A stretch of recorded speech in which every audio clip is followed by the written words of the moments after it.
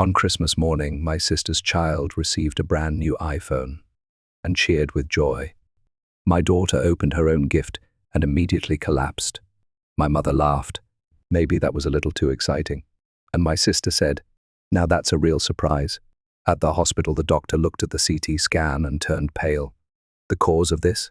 Call the police immediately. The New York night skyline, viewed from the top floor of a Manhattan high-rise, sparkled like scattered jewels. Laura Thompson gazed at her reflection in the large glass window, wondering if everything was ready for tomorrow's Christmas. Her refined features and composed demeanor exuded the confidence of a successful architect. "Laura, I've hidden Sophie's present in the closet," James's voice called from the living room. As an executive at a Silicon Valley tech company, James provided a comfortable life for his family. He had always respected Laura's career, building a relationship where they celebrated each other's successes. "Thank you." Laura smiled as she walked toward the living room. "Is Sophie asleep?" James nodded, looking up from his tablet. "Yes, she can hardly wait for tomorrow morning." "Did you tell her Diane and the others are coming?" Laura's expression clouded slightly. She picked up a wine glass, trying not to show her concern, and took a sip. "Yes," she said. "I told her. Sophie is looking forward to seeing her cousin Liam." What she didn't say was that Sophie wasn't particularly enthusiastic about Aunt Diane's visit. The 14-year-old seemed to sense something beneath her aunt's superficial pleasantness. Diane lived with her businessman husband Robert and their 12-year-old son Liam, and their life appeared perfect. Diane behaved cheerfully in social settings, and everyone was fooled by her charming smile, except Laura. The sisters' relationship was complicated. 3 years ago, Diane and Robert had failed in an investment and couldn't make their mortgage payments. Laura had unhesitatingly offered help, saving their home. She had continued to pay for Liam's private school tuition. Though Diane appeared grateful on the surface, Laura didn't miss the occasional glint of envy in her sister's eyes.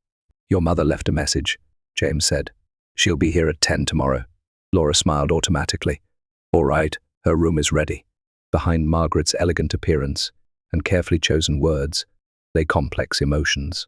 She had always looked down on Laura's generosity, constantly saying, "Being too kind is a sign of weakness," while secretly appreciating Diane's more calculating ways. "Mother still favors Diane, doesn't she?" Laura said, sitting on the sofa with a tired expression. James gently put his arm around his wife's shoulders. "Don't worry about it. You've always done the right thing. Why should that be a problem?" "I don't know. It's just that Diane has been acting strange lately. Last week, when we went shopping together, she asked oddly specific questions about our home and my work. It was almost as if she was gathering information." James frowned. "Wasn't it just conversation?" "I hope so," Laura began, then fell silent. She feared giving voice to her anxieties would make them real. "Maybe I'm imagining things." The truth was that Laura had begun to sense something dark in Diane. The coldness behind her sister's smile, the meaningful glances Margaret and Diane exchanged in front of Laura, and Diane's unnatural attitude towards Sophie. All these were signs that something was wrong. The living room clock struck 11. Outside, snow had begun to fall softly, covering Manhattan's buildings in white. Tomorrow is Christmas, a special day when family will gather, exchange gifts, and spend time together. Laura exhaled deeply. "Tomorrow will surely be wonderful," she told herself, even as anxiety crept into the depths of her heart. On Christmas Eve morning, Sophie woke early and helped with the final touches to the living room decorations. Like Laura, she was intelligent, considerate, and had an artistic sensibility.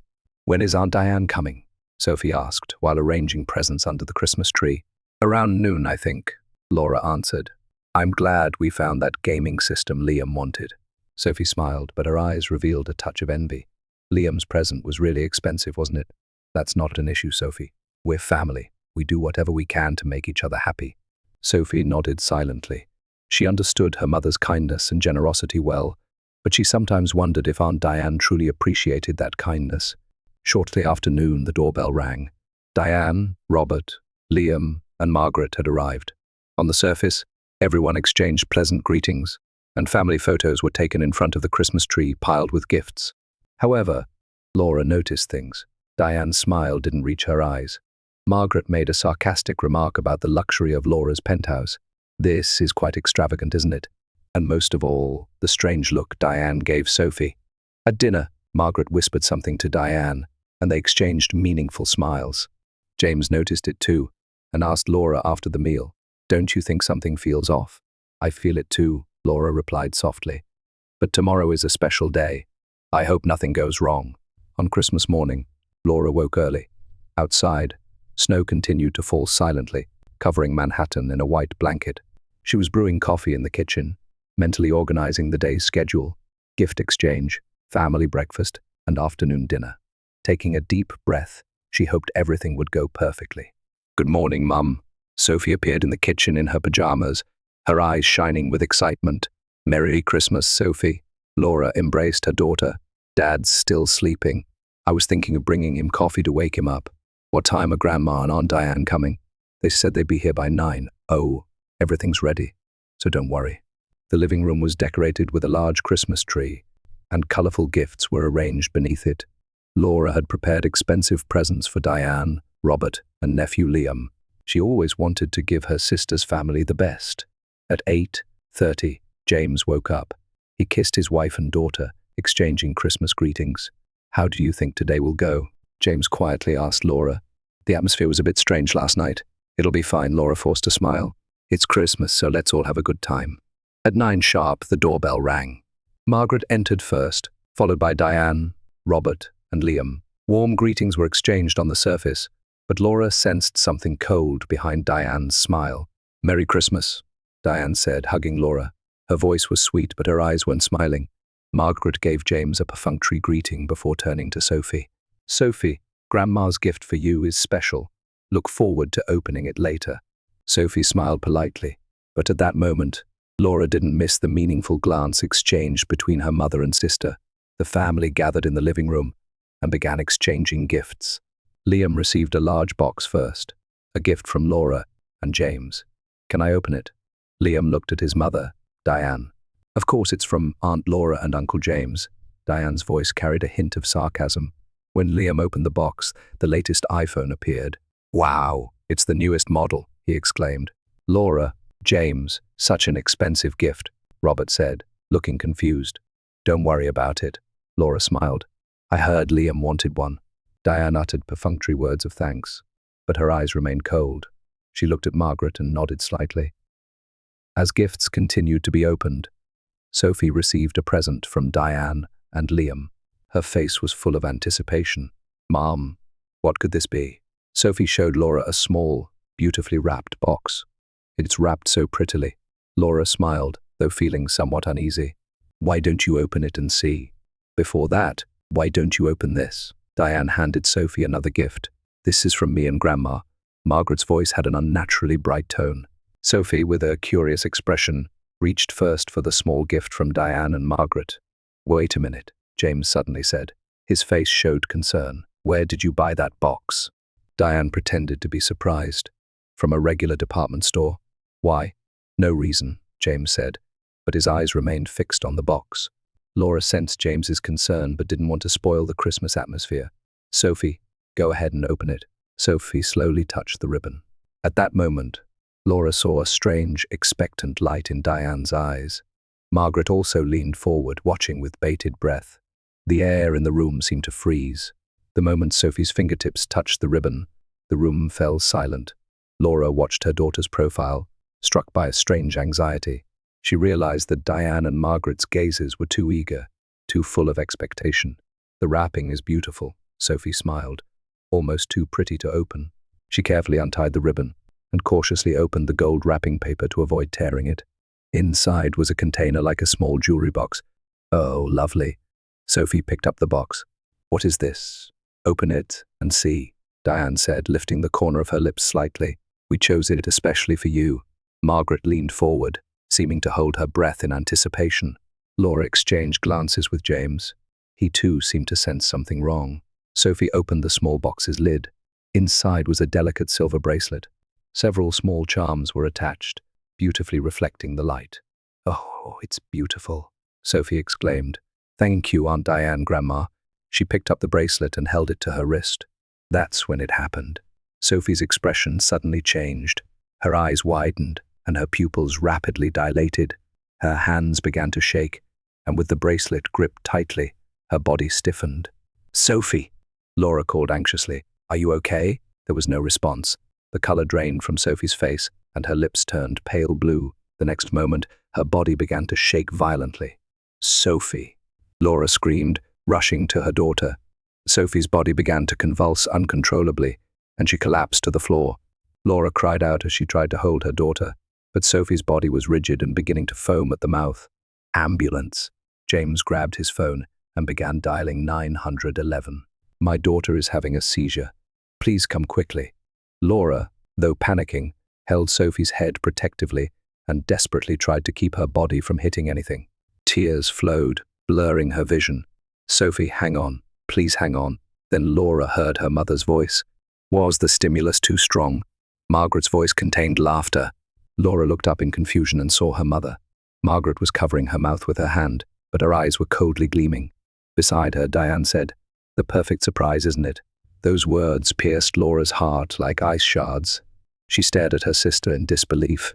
Diane's expression showed not fear or concern, but a kind of satisfaction. "What are you saying?" Laura shouted. "Sophie is—" She couldn't finish her sentence. Sophie's convulsions grew more violent, and her complexion turned grey. "Hurry!" James shouted into the phone. "My wife says our daughter has lost consciousness and is convulsing violently." Robert finally seemed to come to his senses, standing up and saying, "Is there anything I can do to help?"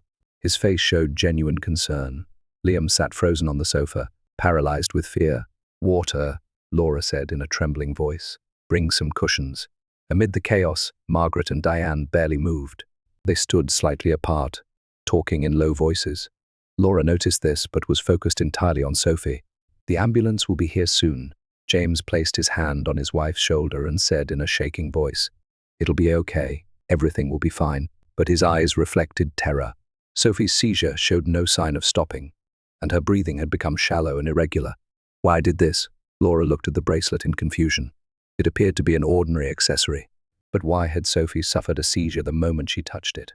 "Let me see that bracelet," James suddenly said. He carefully took the bracelet from Sophie's hand and began examining it cautiously. Something strange. His face changed as he looked at the back of the bracelet. "This is—" Just then, the doorbell rang, and paramedics rushed in. They quickly assessed Sophie's condition and began placing her on a stretcher. "Please help her," Laura begged the paramedics through her tears. She held Sophie's hand tightly, refusing to let go. "Ma'am, please come with us," one paramedic said. "Your daughter's condition isn't stable. We need to take her to the hospital immediately." James acted quickly. "I'm coming too." "Robert, the house keys are on the table. Could you lock up later?" Robert nodded. "Of course. Let me know if you need anything." Before getting into the ambulance, Laura looked back. Diane and Margaret stood by the living room window, watching her. Their expressions sent a chill through Laura. It wasn't concern or sympathy, but rather a satisfaction that things had gone according to plan. As the ambulance doors closed and sirens blared, one question formed in Laura's mind. Was this just a random seizure? Or— She couldn't follow that thought to its conclusion now. She had to focus only on her daughter. Laura squeezed Sophie's cold hand, praying only that she would be all right. The emergency room at Manhattan General Hospital was bustling despite the Christmas morning. Sophie was immediately taken to a treatment room, with doctors gathering around her. Laura and James sat side by side on plastic chairs in the hallway, holding each other's trembling hands. "She'll be okay," James repeated over and over. "She'll be fine." But there was no confidence in his voice. Laura looked at her husband with tear-blurred eyes.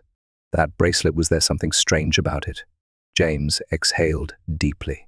"I'm not sure, but something small seemed to be embedded in the back of it. I gave it to the doctor just in case." "A device? What do you mean?" The color drained from Laura's face. "Surely not." She couldn't finish her sentence. Footsteps sounded from down the hall, and Diane and Margaret appeared. Robert and Liam were with them. Robert's face showed genuine concern, but Diane and Margaret's expressions were oddly calm. "How is Sophie?" Robert stepped forward to ask. "The doctors are examining her," James answered curtly. His voice was cold. Diane tried to sit next to Laura, but James stood in front of his wife. "Could you please keep your distance?" he said in a low voice. "Excuse me." Diane opened her eyes wide in surprise. "We're family. We're worried about her," Margaret spoke up. "James, stop that attitude." We came because we're concerned about Sophie. Laura stood up and stared at her mother and sister. Really? What was that reaction earlier when Sophie collapsed on the floor? You were laughing. That's not true. Diane's voice rose. I was in shock and didn't know how to react. Just then, the treatment room door opened, and a doctor in a white coat emerged. The doctor's expression was serious. Mr. and Mrs. Thompson. Laura and James quickly approached the doctor. My daughter. Laura's voice trembled. Your daughter is stable now. She had an epileptic seizure, but it's been controlled with anti-convulsant medication. We're currently doing a CT scan and blood tests. Epilepsy? James asked, looking confused. But Sophie has no history of epilepsy. The doctor nodded. That's why we're investigating what might have triggered the seizure. We're also examining the bracelet your husband gave us. Diane took a step back. Margaret gasped. Examining it? Why? Margaret's voice showed agitation. The doctor turned around and looked at Margaret. And you are? I am her grandmother, Margaret said, straightening her back. The doctor nodded briefly. Mr. and Mrs. Thompson told me the seizure occurred immediately after touching this bracelet. We're examining it thoroughly as a precaution. As time passed, the tension in the hospital hallway only increased. Robert took Liam to the cafeteria, while Diane and Margaret anxiously paced up and down the corridor. Laura and James were allowed to wait at Sophie's bedside, hoping for her to regain consciousness. 3 hours later, the doctor entered the room with CT scan results in hand. His expression had grown even more serious. Did you find anything? Laura stood up to ask. The doctor led them a short distance from the bed. We're seeing abnormal brainwave patterns. These are typical signs of an epileptic seizure. However, there are no structural abnormalities in your daughter's brain. Meaning? James asked. Something likely induced the seizure. The doctor chose his words carefully. Actually, a technician examined the bracelet. A small electronic device was embedded in it. Electronic device? Laura's voice rose. The doctor nodded. A device that generates low-frequency waves. Certain electromagnetic frequencies can trigger epileptic seizures. This device was designed specifically to produce such frequencies. Laura and James were speechless. It took several seconds to comprehend the doctor's words. So, James's voice shook. Are you saying someone intentionally tried to cause Sophie to have a seizure? The doctor's expression hardened. Unfortunately, that's the conclusion we must draw. This device couldn't have been made by accident. It's a precisely crafted low-frequency generator. In Laura's mind, Diane and Margaret's faces appeared, their strange smiles, expectant gazes, and those terrible words was the stimulus too strong. The perfect surprise, isn't it? The police, Laura said in a hoarse voice. We should call the police. The doctor nodded with a grave expression. I've already contacted them. Cases like this could involve criminal activity. Investigators will be here shortly. As the doctor headed toward the door, he turned back, his face pale. Mrs. Thompson, the cause of your daughter's collapse was definitely man-made. This was no accident. Call the police immediately. A heavy silence fell over the room. Laura and James looked at each other, sharing wordless horror and anger. Outside the hospital room, they could hear Diane and Margaret walking in the hallway. James clenched his fists tightly and took a step toward the door. James. Laura grabbed her husband's arm. What should we do? Find out the truth, he said in a determined voice. Why did they try to hurt our daughter? Sophie moved slightly in the bed. Laura quickly returned to her daughter and held her hand. When Sophie opened her eyes, Laura shed tears of relief, but her heart was soon pulled back to the terrifying reality. The family she had trusted most had tried to hurt her beloved daughter. The small reception room at Manhattan General Hospital was crowded with police officers and detectives. Diane and Margaret were being questioned in separate rooms, while Robert waited with his son in the cafeteria. Laura and James, with exhausted expressions, were answering a detective's questions. Have Diane and Margaret confessed? Laura asked in a hoarse voice. Detective Harris, a female detective, looked up from her documents. Margaret initially claimed she knew nothing, but she broke down when confronted with evidence. Diane resisted for a while but eventually confessed. Why? Tears welled in Laura's eyes. Why did they want to hurt Sophie? Detective Harris exhaled deeply. According to Diane, it was simply because she hated you. Your success, your happy home, and, above all, the financial help you provided her were humiliating. Humiliating? Laura was at a loss for words. I only wanted to help my sister. Sometimes people choose to hate those who help them, rather than acknowledge their own weaknesses, Detective Harris said quietly. In Diane's case, her jealousy of you grew over the years and transformed into a twisted desire for revenge. James placed his hand on his wife's shoulder. Did you learn anything about the device? Diane's husband was not involved at all. She independently commissioned someone knowledgeable in electronics to make it. She has confessed that she knew the device emitted low-frequency waves that could potentially induce epileptic seizures. The incredible truth overwhelmed Laura. Her sister had been willing to hurt her daughter just to make her suffer. My mother? Laura asked in a trembling voice. Margaret knew about Diane's plan. Far from stopping it, she appears to have cooperated. 3 days later, Sophie was discharged. According to the doctors, the temporary seizure had caused no permanent damage to her brain. However, the emotional wounds would not heal so easily. Diane and Margaret were charged with serious crimes. Robert, shocked by the events, had begun divorce proceedings against Diane. He had decided to return to his hometown of Chicago with Liam. A year later, in winter, Laura stood by the window, gazing at the snowy streets. What are you thinking about? James came to her side. About family, Laura answered quietly. About what makes a real family. Diane had been sentenced to 7 years in prison and was serving her time. After a psychiatric evaluation, Margaret was found fully responsible and placed in a supervised facility. The relationship with Robert and Liam continued, but they had started a new life. How is Sophie doing? Laura asked. Getting better, James smiled. The counseling seems to be working. She said she's going to the movies with friends today. Laura's expression showed relief. Sophie was recovering from the terrible experience. She had grown stronger than anyone had imagined over the past year. A new member of our family is coming. Laura pointed outside the window. The figure of a young woman walking in the snow was visible. It was James's niece, Emma, having lost her parents in an accident. Laura and James had welcomed her into their home. I've realized there are things more important than blood ties, Laura said quietly. True affection, trust, and caring for each other. James squeezed his wife's hand. They had been hurt, but through those wounds, they had found new bonds. The Christmas tree lights warmly illuminated the room, and outside, snow continued to fall silently. The pain of lost family remained, but at the same time, hope for building a new family was sprouting. Laura walked toward the door to welcome a new member of their family.